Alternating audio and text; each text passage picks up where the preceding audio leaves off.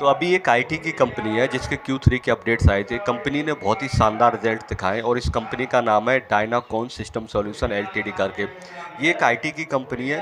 अभी small cap है company और इसकी कोई कॉल वगैरह मेरे को नहीं मिली है, तो मैं एक जैसे कहते हैं ना, बिना कॉल के जो अभी रिजल्ट्स मेरे सामने आए मैं उन्हीं को एक बार आपको अपडेट्स देने की कोशिश करता हूँ। तो ये कंपनी बेसिकली करती क्या है, आपके सिस्टम सॉल्यूशन से रिलेटेड, आपके नेटवर्क मैनेजमेंट से रिलेटेड, या आपका सिक्योरिटी से रिलेटेड, और आपकी जो भी आईटी इंफ्रास्ट्रक्चर से रिलेटेड जो भी सर्विस होती है उनको प्रोवाइड कराती है। और इसके जो क्लाइंट्स वगैरह हैं वो जैसे गवर्नमेंट इंस्टीट्यूशन हुआ, एजुकेशन इंस्टीट्यूशन हुए, और जो हेल्थ केयर से रिलेटेड बहुत सारे हॉस्पिटल्स वगैरह हैं उनमें ये अपनी सर्विस प्रोवाइड कराती है। तो बेसिकली ये एक आईटी की कंपनी है।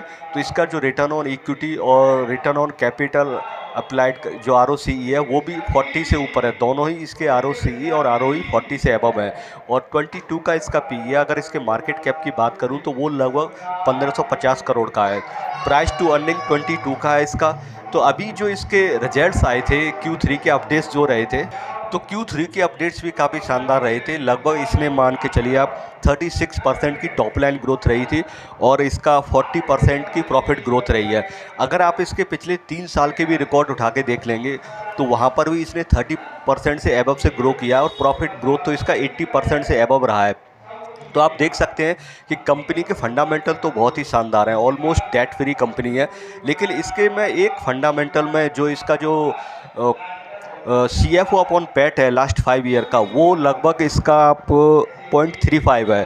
एक के जितना करीब होता है ये उतना ज़्यादा सही रहता है। लेकिन CFO अपॉन पैट ये देखना होगा कि कंपनी कितना उधार में अपना चीज़ें डील कर रही है। तो क्योंकि इसकी कोई कॉल वगैरह या रिपोर्ट्स का प्रेजेंटेशन वगैरह मेरे पास अवेलेबल नहीं है, तो जो फंडामेंटल है वही मैं आपके सामने डिस्कस कर रहा हूँ। तो फंडामेंटली अगर आप देखेंगे इस कंपनी में कुछ भी ख़राब नहीं है। और एक चीज़ अगर आप देखेंगे पिछले 2 साल में, तो जितनी भी छोटी कंपनियां स्मॉल कैप हैं, खासकर कंपनियां, उनमें प्रमोटर ने अपनी हिस्सेदारी काफ़ी सारी बेची है। ये कुछ एक कंपनियों में से है जहां पे प्रमोटर ने 56% से अपनी जो हिस्सेदारी है, जो ओनरशिप है, वो बढ़ा के लगभग 64 या 62 के करीब है। मुझे एग्जैक्ट नंबर याद नहीं है। तो ये उनमें से कंपनी है जहाँ पे प्रमोटर ने भी अपना स्टेक है वो बढ़ाया है। तो फंडामेंटली अगर इस कंपनी के बारे में देखेंगे तो कुछ भी ख़राब नहीं है। और अगर मैं इसकी टॉप लाइन ग्रोथ को देखूं, अगर 2013 से लेके आप 2021 या 22 तक इसकी जो टॉप लाइन ग्रोथ को देखेंगे, तो ऑलमोस्ट हर तीसरे या चौथे साल में कंपनी ने, शुरुआत में देखेंगे तो तीसरे साल में कंपनी का जो मार्केट कैप है वो डबल हो गया है। यानी 100 करोड़ की कंपनी है तो तीसरे साल में वो 200 करोड़ की हो गई है।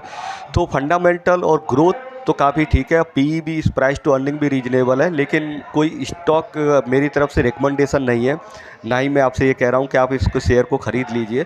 बस मैं ये थोड़ा सा कंपनी ठीक लगी थी तो मुझे लगा कि शायद इसके जो अपडेट्स आए हैं वो आपके सामने रखने चाहिए।